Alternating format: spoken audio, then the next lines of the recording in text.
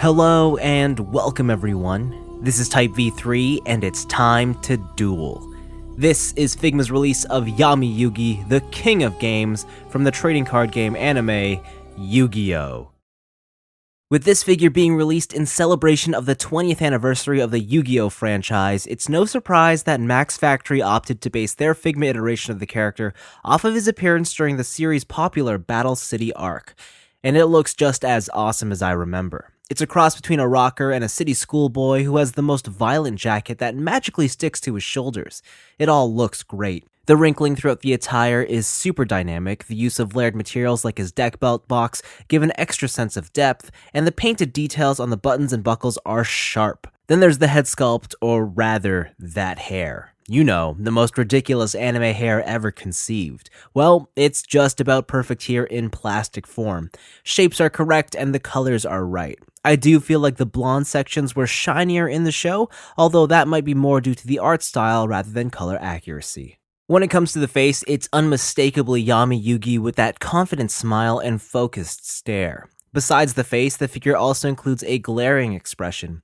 More surprising, however, is that this figure includes interchangeable eyes, so Yugi can look left, right, or straight with either of the faces. That's a feature I can appreciate and something I'd like to see more regularly on future Figma releases. Speaking of alternate display options, both Yugi's jacket and the Millennium Puzzle are entirely removable. The absence of these items definitely gives the illusion that this 5.5-inch figure is much smaller than he is. Still, alternate display options are always nice. Yugi's head is on a hinged peg with plenty of range. It's the same setup in the waist with slightly less effect. Arms are connected by barbell joints with a hinge, though the shoulder pad limits movement. There's a good hinge joint in the elbow and the wrists are on swiveling hinges. Hips are on standard ball joints and connected by a T-bar. There's a single bend at the knee, and while the ankle pivot and tilts exist, they are severely hindered by the figure's pants.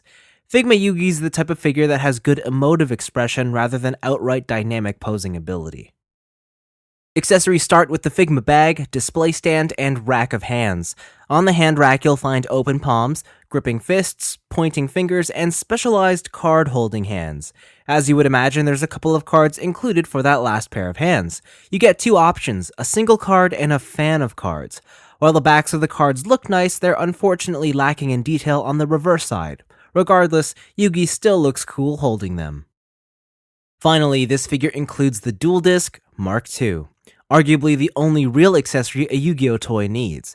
It comes attached to a secondary forearm, so you will need to part swap Yugi's existing arm to use it. Now, the truth is that it doesn't actually do anything special. But hey, it's nicely detailed and serves as a final piece in the completion of this toy's appearance.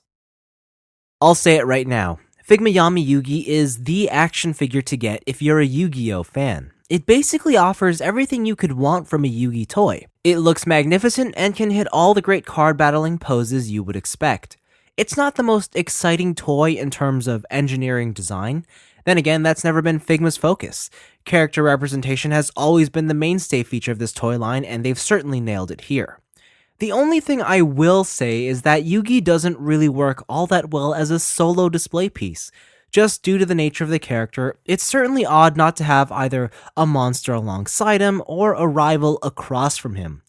Of course, the Max Factory team are well aware of this and have already revealed plans to produce characters like Dark Magician Girl and Seto Kaiba in Figma form.